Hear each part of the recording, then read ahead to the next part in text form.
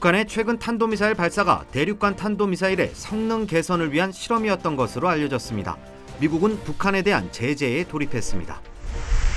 지난달 소비자 물가지수가 40년 만에 최대폭으로 상승했습니다. 앞으로 더 오를 수 있다는 진단입니다.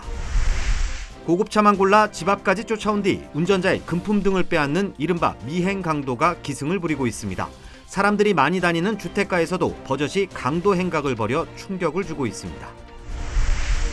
LA 카운티가 저소득층을 대상으로 기본소득 보장 프로그램을 진행합니다. 3년 동안 조건 없이 매월 $1,000씩 지원해주는 프로그램으로 오는 31일부터 신청을 받습니다.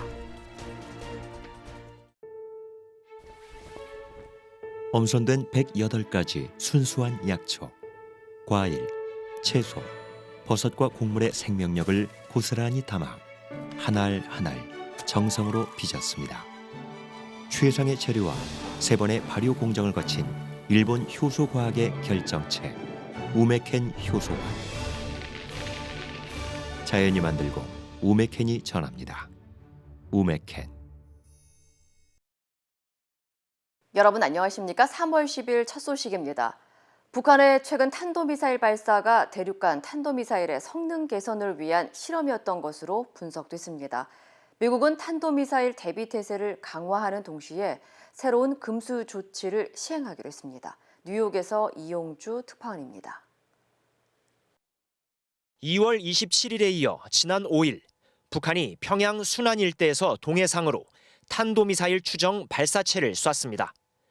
올해 들어 각각 8번째와 9번째 미사일 시험 발사로 북한 당국은 정찰 위성에 장착할 카메라의 성능을 점검하기 위한 것이라고 주장했습니다. 미 정부 고위 관계자는 이 두 차례 발사가 북한이 개발 중인 ICBM 시스템과 관련된 것이라고 밝혔습니다. 북한이 발사 목적을 숨기려 했지만 동맹국과의 공조를 바탕으로 이같이 결론 내렸다고 이 관계자는 전했습니다. 이 시스템은 재작년 노동당 열병식 때 모습을 드러냈으며 지난해 북한이 이례적으로 개최한 국방전람회에서 다시 공개됐을 정도로 북한이 개발에 공을 들이고 있는 무기 체계라는 게 이 관계자의 설명입니다. 하지만 두 번의 발사에서 ICBM의 사정거리나 능력이 입증되진 않은 것으로 전해졌습니다. 북한의 이딴 실험에 미국은 인도태평양 사령부의 정찰 활동을 늘렸고 탄도미사일 방어부대의 대비 태세를 강화했습니다. 또 미 재무부는 무기 프로그램과 연관된 물품과 기술이 북한에 들어가는 것을 막기 위한 새로운 조치를 발표할 예정입니다.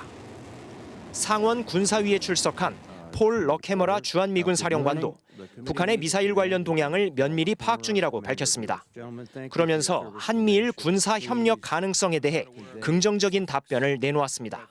President Yoon talks about security as a top priority. My Korean counterparts truly understand the importance of a U.S.-ROC and a ROC-Japanese relationship.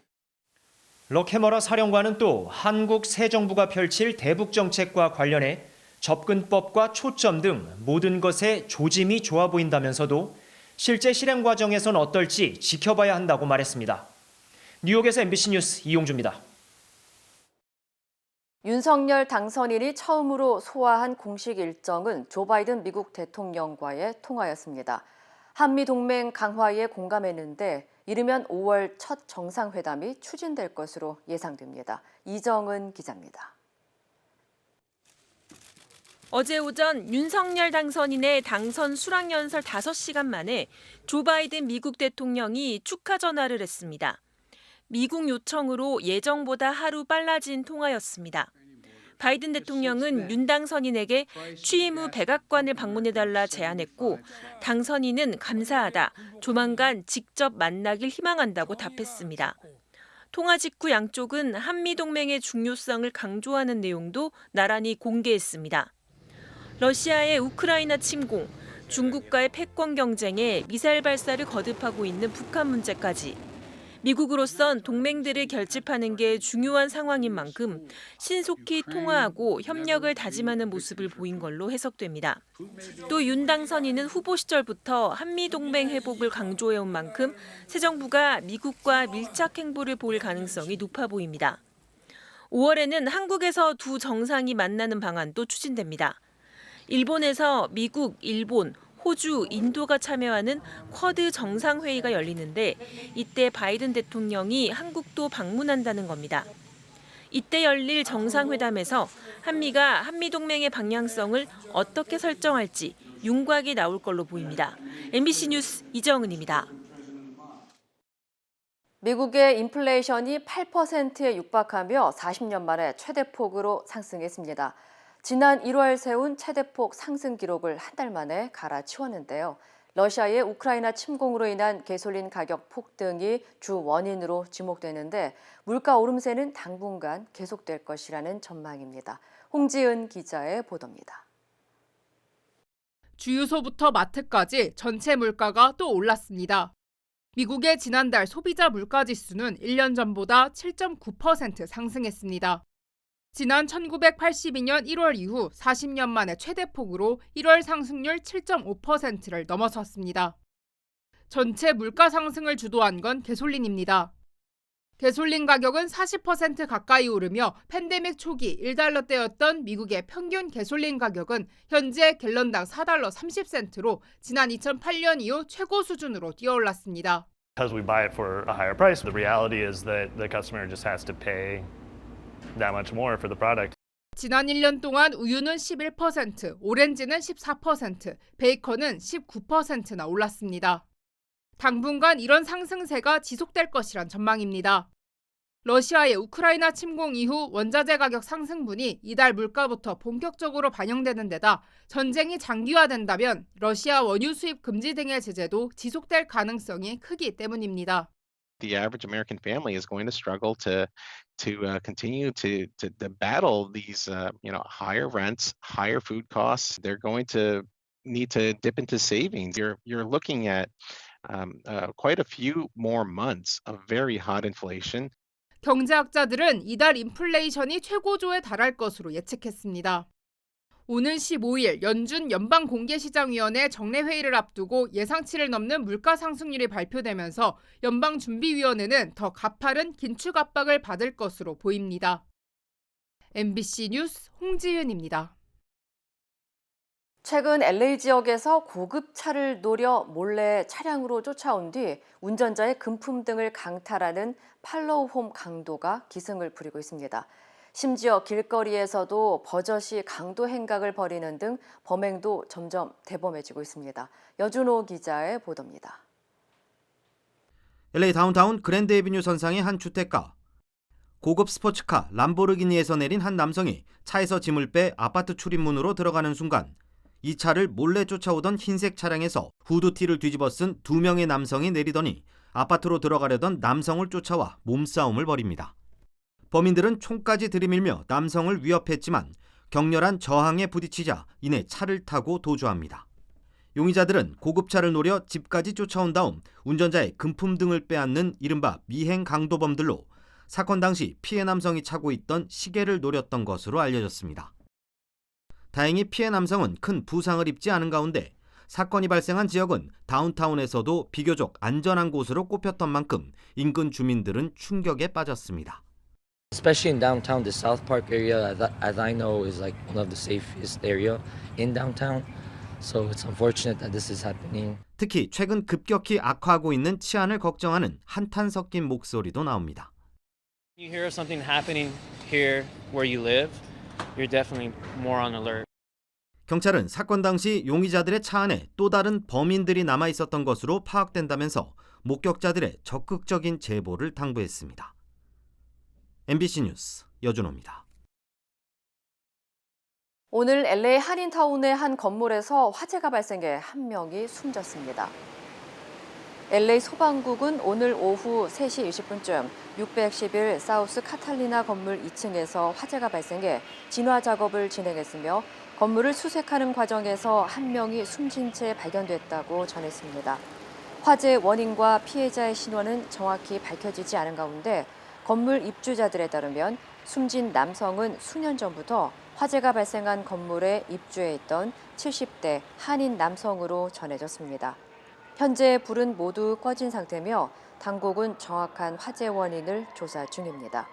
한편 화재가 발생한 건물은 한인타운 한복판에 위치한 상업용 건물로 다수의 한인들이 입주해 있었던 것으로 알려졌습니다.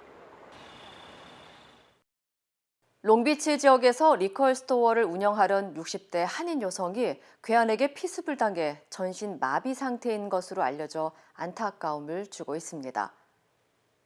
롱비치 경찰국에 따르면 지난 1월 30일 65세 이영자 씨가 운영하는 리컬 스토어에 들어온 흑인 남성이 이 씨에게 다가가 짧은 대화를 나눈 뒤 이 씨의 목덜미를 흉기로 찌르고 도주하는 사건이 발생했습니다. 이 씨는 척추에 손상을 입어 목 아래 전신이 마비됐으며 더 이상 말을 할 수 없게 된 상태인 것으로 알려졌습니다. 가족에 따르면 지난 2000년 이민 온 이 씨는 20여 년 동안 쉬는 날 없이 성실하게 일을 해왔으며 최근 은퇴를 준비했던 것으로 전해졌습니다. 안타까운 사연이 전해지자 인근 이웃과 단골 손님들은 온라인 모금 사이트인 고펀드미에서 모금 활동을 펼치고 있습니다. 용의자는 6피트가량의 흑인 남성으로 당시 빨간색 아디다스 운동복을 입고 있었으며 경찰은 용의자를 공개 수배하고 주민들의 적극적인 제보를 당부했습니다. LA 카운티가 저소득층을 대상으로 매월 $1,000씩 지원금을 보장해주는 기본소득 보장 프로그램을 시작합니다. LA 카운티는 주민들의 빈곤율과 경제적 불평등을 해소하기 위해 추진되는 기본소득 보장 프로그램 브리스의 신청 접수를 오는 31일부터 시작할 예정이라고 전했습니다. 브리스는 저소득층 주민 1,000명을 무작위로 선택해 3년 동안 조건 없이 매월 $1,000의 지원금을 지급해주는 소득 보장 프로그램으로 선정된 주민들에게는 직불카드가 제공될 예정입니다. 신청 대상은 18세 이상이어야 하며 1인 가구의 경우 LA 카운티의 평균 중간 소득이 $56,000 이하이거나 4인 가족의 경우 소득이 중간 소득 120% 이하이거나 $96,000 미만이어야 합니다. 신청 마감은 다음 달 13일까지며 신청 자격 등에 대한 자세한 사항은 웹사이트에서 확인할 수 있습니다. 미국의 성인 10명 중 1명은 의료비를 내지 못하고 있다는 연구 결과가 발표됐습니다. 미국의 보건정책연구기관인 카이저 패밀리 파운데이션의 분석 결과 미국인 2,300만 명이 최소 $250의 빚을 지고 있고 1,600만 명은 $1,000, 300만 명은 $10,000의 의료 부채로 허덕이고 있는 것으로 나타났습니다. 이 같은 이유는 보험이 없거나 의료보험에서 커버받지 못하는 경우 또 응급진료, 본인 부담금, 디덕터블 등이 부담으로 작용했기 때문으로 분석했습니다. 조사 대상자 가운데는 심각한 질병이 발생할 경우 의료비로 인해 파산할 수도 있다는 우려를 나타냈고 의료비 때문에 병원 진료를 받지 않는다는 의견도 나왔습니다. 특히 의료비를 감당하지 못하는 연령대는 50세에서 64세로 조사됐고 65세 이상은 정부에서 제공하는 건강보험 프로그램 메디케어로 인해 빚을 지고 있는 수치가 줄었습니다. 한편 미국인의 의료비 부채 규모는 $1,950억 달러에 달하고 있습니다. 미 전역 버스와 공항, 기차역 등 대중교통 수단에서 시행 중인 마스크 의무화가 한 달 연장됐습니다. 연방교통안전청 TSA는 마스크 착용 지침을 해제하는 조치를 마련할 시간을 벌기 위해 이달 18일 만료되는 대중교통 허브에서의 마스크 의무화를 다음 달 18일까지 한 달 연장 시행한다고 발표했습니다. TSA는 CDC가 최근 새로 개정해 놓은 코로나19의 지역사회 확산 수준 측정 기준을 근거로 삼아 대중교통수단에서 언제 마스크를 써야 하는지에 대한 개정된 정책을 마련할 계획이라고 전했습니다.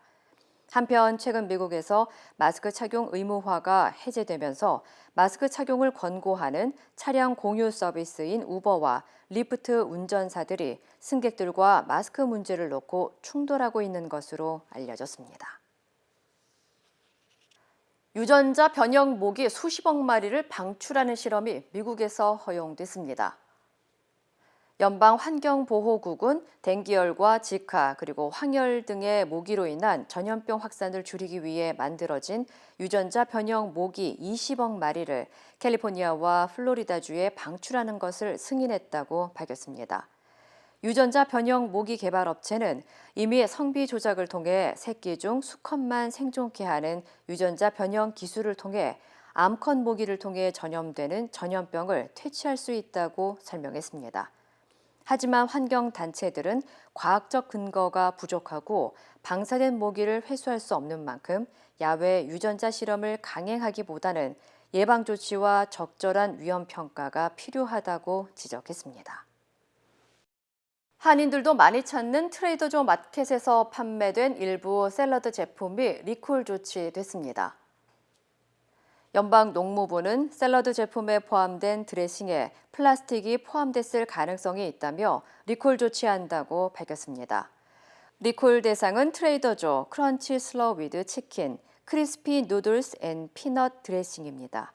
제품들은 3월 3일, 4일, 5일, 6일에 생산된 제품이며 유통기한은 3월 9일에서 12일까지로 농무부 검사 인증 코드 P6247이 표시되어 있습니다.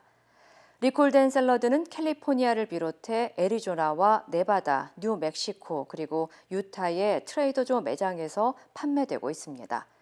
연방식품의약국은 해당 제품을 구입한 소비자들은 폐기하거나 구입처에서 반품할 것을 당부했으며 현재까지 샐러드 섭취로 인한 부작용은 보고되지 않았다고 전했습니다. 제20대 대한민국 대통령 재외선거에서 무효표가 30만 표를 넘긴 것으로 집계됐습니다. 중앙선거관리위원회는 재외선거에 무효표를 집계한 결과 총 30만 7,542표로 확인됐다고 전했습니다. 이는 이번 대선에서 윤석열 당선인과 더불어민주당 이재명 후보의 득표수 차인 24만 7천여 표보다 더 많은 것입니다. 전문가들은 국민의당 안철수 후보와 새로운 물결 김동연 후보 사퇴 영향으로 무효표가 많이 나온 것으로 분석했습니다. 중국 정부는 윤석열 당선인에게 축하의 뜻을 전했습니다. 미국과의 동맹을 강조하면서 중국의 비판적인 입장을 가진 윤 당선인에 대해 중국 언론에서는 우려도 제기했습니다. 베이징에서 조희영 특파원입니다. 중국 정부는 윤석열 당선인에 대해 축하의 뜻을 밝혔습니다. 자오리젠 중국 외교부 대변인은 어제 열린 정례 브리핑에서 윤 당선인 선출에 대해 논평을 요구받자 중국은 윤 당선인이 한국의 새 대통령으로 선출된 것을 축하한다고 말했습니다. 이어 양국이 건강하고 안정적인 발전을 하고 양국 국민에게 더 큰 복이 될 수 있도록 노력하자고 덧붙였습니다. 中方对尹锡悦先生当选韩国新一届总统表示祝贺。中韩两国是搬不走的邻居，也是相互离不开的重要合作伙伴。 그동안 한미 동맹을 강조하고 사드 추가 배치를 공약해온 윤 당선인에게 중국과의 관계는 풀어야 할 숙제입니다. 중국의 관영 매체 보도에서도 윤 당선인에 대한 우려가 제기되고 있습니다. 관영 매체 환구시보는 공약들이 바로 정책으로 이어지진 않을 거라며 한국은 한쪽 편을 들지 않는 게 더 유리하다는 희망 섞인 조언을 내놓기도 했습니다. 중국이 한국 무역액의 25%를 차지하고 있어 한중 관계가 크게 후퇴하진 않을 거란 전망도 나옵니다. 하지만 우크라이나 사태로 러시아와 중국, 미국과 유럽의 대결 구도가 만들어진 민감한 시기여서 양국 관계는 언제든지 급냉할 수 있다고 보는 전문가들도 적지 않습니다. 베이징에서 MBC 뉴스 조희영입니다. 윤석열 당선인이 그동안 한일 관계에 유연한 태도를 보여온 만큼 일본은 관계 개선을 기대하는 분위기입니다. 하지만 정작 일본 측은 아무런 태도 변화도 보이지 않고 있습니다. 도쿄에서 고현승 특파원입니다. 기시다 일본 총리는 윤석열 당선인에게 당선을 환영한다, 진심으로 축하드린다는 축전을 보냈습니다. 이어 윤 당선인의 리더십을 기대한다며 한일 관계 발전을 위해 긴밀히 협력하겠다고 말했습니다. 정상회담에 관한 구체적 언급은 피했지만 정상 간 의사소통은 중요하다고 확인했습니다. 일본 언론들은 윤 당선인이 한일 관계에 유연한 자세를 보여왔다며 관계 개선을 기대하는 분석을 내놨습니다. 하지만 당장 최악인 한일 관계 개선을 기대하긴 쉽지 않습니다. 무엇보다 과거사 문제에 관해 일본은 한일 청구권 협정과 위안부 합의로 해결됐다는 기존 입장을 바꾸지 않고 있기 때문입니다. 国と国との間の約束を守るということ、これは基本であります。こうした日本の一貫した立場に基づいて、この健全な関係を取り戻すべく 강제징용 배상 판결과 수출 규제, 사도광산 유네스코 등재 등 핵심 현안은 모두 과거사와 직결돼 있는 데다 후쿠시마 원전 오염수 방류 등도 쉽지 않은 문제입니다. 적어도 오는 7월 참의원 선거 때까진 기시다 정권의 태도 변화를 기대하긴 어려워 보입니다. 윤 당선인은 다양한 현안을 포괄적으로 해결하고 김대중 오부치 선언 2.0 시대를 열겠다는 공약을 제시했습니다. 한일 관계에 어떤 변화를 가져올지 일본 각계는 물론 제1동포들도 높은 관심을 갖고 지켜보고 있습니다. 도쿄에서 MBC 뉴스 고현승입니다. 엄선된 108가지 순수한 약초, 과일, 채소, 버섯과 곡물의 생명력을 고스란히 담아 한 알 한 알 정성으로 빚었습니다. 최상의 재료와 3번의 발효 공정을 거친 일본 효소과학의 결정체, 우메켄 효소화. 자연이 만들고 우메켄이 전합니다. 우메켄. 20대 대통령으로 뽑힌 윤석열 당선인이 당선 후 첫 기자회견에서 내놓은 메시지는 국민 통합이었습니다. 또 정치 입문 때부터 강조한 공정과 정의, 상식의 나라를 만들겠다고 강조했습니다. 김정인 기자입니다. 국회를 찾아 대국민 기자회견에 나선 윤석열 제20대 대통령 당선인의 첫 메시지는 국민 통합이었습니다. 국민을 편가르지 말고 통합의 정치를 하라는 국민의 간절한 호소입니다. 저는 이러한 국민의 뜻을 결코 잊지 않겠습니다. 불과 0.73%포인트, 24만 7천여 표라는 역대 가장 적은 차이로 대선 승리를 거둔 윤 당선인은 진보와 보수, 영호남이 따로 없을 것이라며 야당과의 협치도 약속했습니다. 민생을 살리고 국익을 우선하는 정치는 대통령과 여당의 노력만으로는 불가능합니다. 의회와 소통하고 야당과 협치하겠습니다. 정치 입문 이후 내내 강조해왔던 대로 공정과 정의, 상식의 나라를 만들겠다고 밝혔고 자유민주주의와 시장 경제를 차기 정부의 정책 기조로 내걸겠다고 공식 선언했습니다. 윤석열 정부는 자유민주주의와 시장 경제를 바로 세워 위기를 극복하고 통합과 번영의 시대를 열겠습니다. 정부 주도가 아닌 민간 중심 경제로의 전환과 함께 성장과 복지의 공정한 선순환도 강조했습니다. 윤 당선인은 또 부정부패는 편을 가리지 않고 엄단하고 국민과의 소통은 늘려 언론 앞에도 자주 서겠다고 약속했습니다. MBC 뉴스 김정인입니다. 윤석열 당선인이 최측근인 장제원 의원을 비서실장에 임명하고 인수위원회 구성에 착수했습니다. 위원장으로는 국민의당 안철수 대표와 김병준 전 상임선대위원장 그리고 권영세 선대본부장 등이 거론되고 있습니다. 이기주 기자입니다. 윤석열 당선인은 기자회견에서 인수위 구성에 대한 질문에 생각할 겨를이 없었다면서도 신속하게 구성하겠다고 말했습니다. 그래서 하여튼 좀 빠른 시일 내에 구상을 해서 국민들 보시기에 불안하지 않도록 빨리 출범을 시키겠고요. 좀 신속하게 해나가겠습니다. 그러면서 유영민 대통령 비서실장을 접견한 자리에서 장제원 의원을 당선인 비서실장에 임명한 사실을 공개했습니다. 우리 장제원 당선인 비서실장하고 우리 이수정님하고가 이렇게 소통하시면 안 되겠습니다. 윤 후보는 최측근인 장 의원을 통해 인수위 구성과 주요 인사 검증에 착수했습니다. 우선 인수위원장은 이번 주 안에 임명할 것으로 보입니다. 공동정부 운영을 약속한 국민의당 안철수 대표가 유력하다는 관측이 나오는 가운데 김병준 전 상임선대위원장이나 권영세 선대본부장도 물망에 오르고 있습니다. 안 대표와는 이번 주말 회동을 가질 것으로 예상되는데 국민의당 관계자는 안 대표가 인수위원장직에 대해 고심하고 있는 건 사실이라고 말했습니다. 인수위원장이 결정된 이후엔 선거 캠프의 정책자문단을 중심으로 각 분과별 위원들도 빠르게 인선될 것으로 보입니다.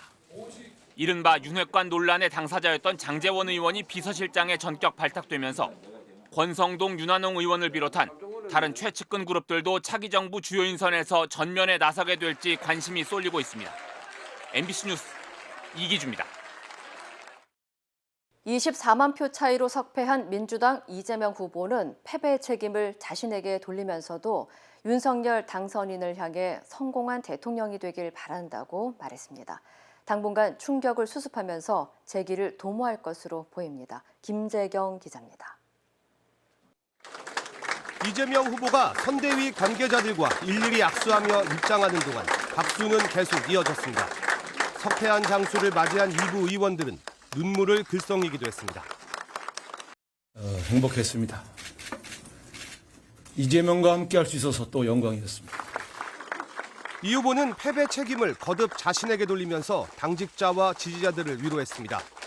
우리 선대위, 민주당, 당원, 지지자 여러분은 지지 않았습니다. 이재명이 부족한 0.7%를 못 채워서 진 것입니다. 또 국민의 위대함을 언제나 믿고 있고 이번 결과 역시 집단지성의 발현이라며 윤석열 당선인의 성공을 기원했습니다. 국민의 뜻을 존중하고 역사의 흐름에 순응하고 그리고 평가받는 성공한 정부로 성공한 대통령이 되기를 진심으로 소망합니다. 해단식이 끝나자 당직자와 지지자들은 이 후보의 이름을 외치며 끝까지 배웅했고 이 후보가 당사를 떠나자 곳곳에서 울음을 터뜨리기도 했습니다. 8개월간의 대선 레이스를 마무리한 이 후보는 당분간 휴식을 취하며 재충전의 시기를 가질 것으로 알려졌습니다. 높은 정권 교체 여론 속에서도 초박빙 승부를 펼치며 선전했다는 평가도 받는 만큼 충격을 수습하는 대로 정치적 재기를 도모할 것으로 보입니다. 일단 민주당은 이 후보에게 앞으로도 당에 기여해달라며 상임 고문으로 위촉했습니다. MBC 뉴스 김재경입니다. 더불어민주당 지도부는 대선 패배 책임을 통감한다면서 총사퇴를 선언했습니다. 비상대책위원회는 윤호중 원내대표가 맡아 오는 6월 지방선거를 지휘하기로 했습니다. 최경재 기자입니다. 민주당은 선대위 해단식이 끝나자마자 곧바로 비공개 최고위원회의를 열어 지도부 총사퇴를 결의했습니다. 최고위원들과 함께 기자회견에 나선 송영길 대표는 국민의 선택을 존중하고 결과를 겸허히 받아들인다며 사퇴 의사를 밝혔습니다. 대통령 선거의 패배의 책임을 지고 직을 사퇴하고자 합니다. 우리 최고위원들께서도 함께 사퇴 의사를 모아주셨습니다. 농부가 밭을 탓하지 않듯이 국민을 믿고 다시 시작합시다. 대선 과정에서 총선 불출마도 선언한 송 대표는 평당원으로 돌아가 몸과 마음을 추스리겠다고 말했습니다. 지도부가 총사퇴한 만큼 임박한 지방선거는 윤호중 원내대표가 비상대책위원장을 맡아 지휘하기로 했습니다. 민주당은 원내대표와 비대위원장 겸임은 현실적으로 어렵다고 보고 보름 안에 새 원내대표를 선출하는 방안을 추진하기로 했습니다. 조속히 입법을 해야 될 일도 많고 그런 중에 또 지방선거를 치러야 되는 비대위원장의 역할까지 하는 데는 또 많은 무리가 있다는 의견이 모아졌기 때문에 패배 후유증 수습과 당 쇄신, 지방선거 준비 등 새 비대위가 만만찮은 과제에 직면한 가운데 민주당은 오늘 대선 후 첫 의원총회를 열고 비대위 구성 방안과 규모, 원내대표 선출 방식 등을 논의할 예정입니다. MBC 뉴스 최경재입니다. 2명의 우크라이나 시민이 러시아가 쏜 폭탄물을 발견하고 해체 작업에 나섰습니다. 관련 소식 전해드립니다. 2명의 우크라이나 시민이 러시아가 쏜 폭발물을 발견하고 해체 작업에 나섰습니다. 자칫 불발탄이 터져 목숨을 잃을 수 있는 위험한 작업이지만 이들의 장비는 손에 들린 작은 물병과 손에 낀 장갑이 전부인데요. 물을 끼얹어가며 손으로 조심스레 신관을 제거해 폭탄 분리 작업에 성공한 이들은 우크라이나의 폭발물 처리 전문가들로 해당 영상이 온라인에 공개된 뒤 누리꾼들은 이들의 용기에 감탄했습니다. 철제 대문 앞에 서 있는 남성이 자신의 사업장에 침입한 범죄자들이 총을 쏘며 달아나자 재빠르게 몸을 피하며 대응에 나섭니다.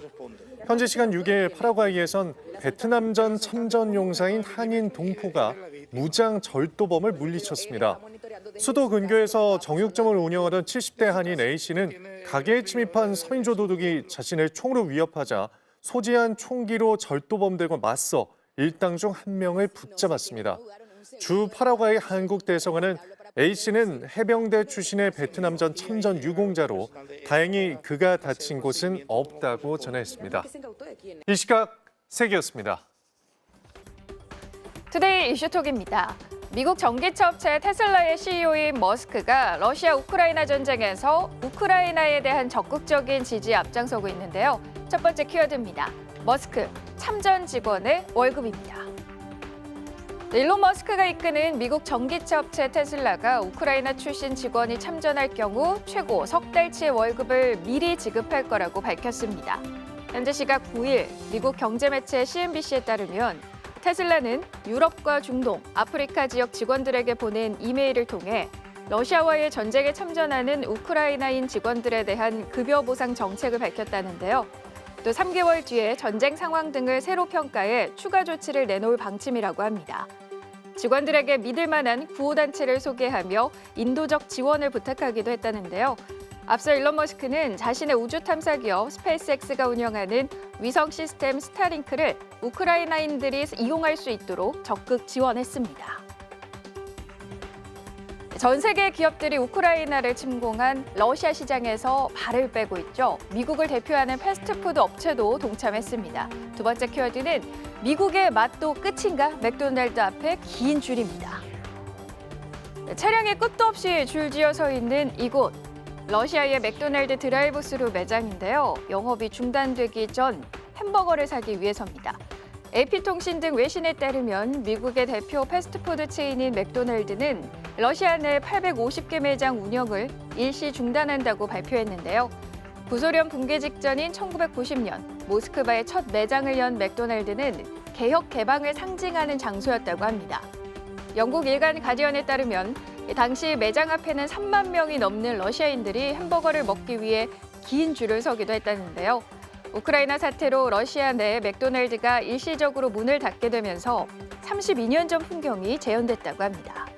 러시아 중고거래 사이트 아비토에서는 맥도날드 버거에 웃돈을 붙여 되파는 일도 벌어졌다는데요.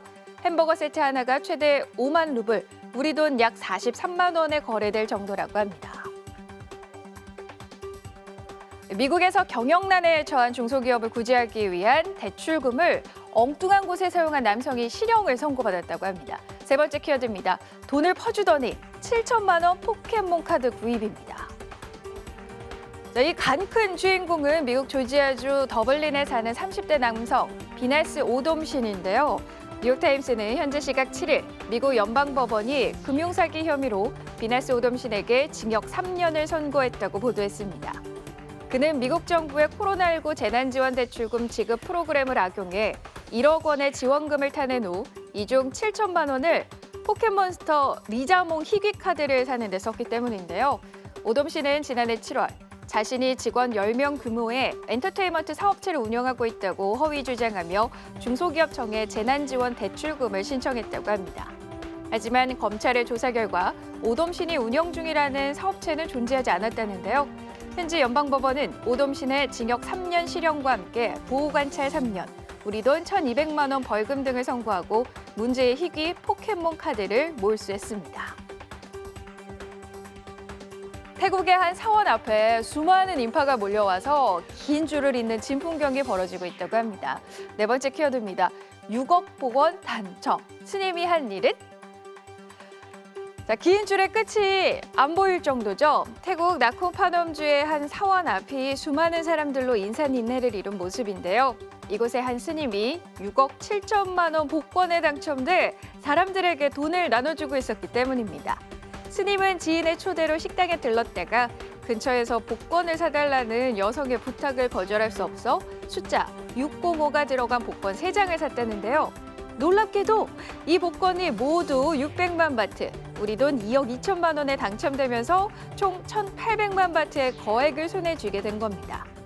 당첨금을 지역 주민과 수도승들에게 1인당 18,600원씩 매일 나눠주기로 결정한 스님. 남은 돈은 그가 머무는 사원에 기부했고 자선단체에도 기부하겠다고 밝혔는데요. 이 사연을 접한 현지 누리꾼들은 스님의 선행에 깊은 감사와 존경을 표하고 있다고 합니다. 남미의 한 공항에 세상에서 가장 작은 마약 탐지견이 등장해서 여행객들의 주목을 받았습니다. 5번째 키워드입니다. 작다고 예쁘지 마! 최고의 마약 탐지견입니다. 네, 형광색 조끼를 입고 짧은 다리로 공항을 바삐 누비는 강아지. 킁킁킁. 여행객들의 가방에 코를 대고 뭔가를 열심히 찾아다니는데요. 콜롬비아 한 공항에서 마약 탐지견으로 활약하고 있는 치키란 이름의 치와와입니다. 마약 탐지는 뛰어난 후각과 성품이 온순한 레브라도 리트리버 종이 가장 많다는데요. 이들 못지않게 치키도 뛰어난 후각을 지녀서 아주 똑소리 나게 임무를 수행하고 있다고 합니다.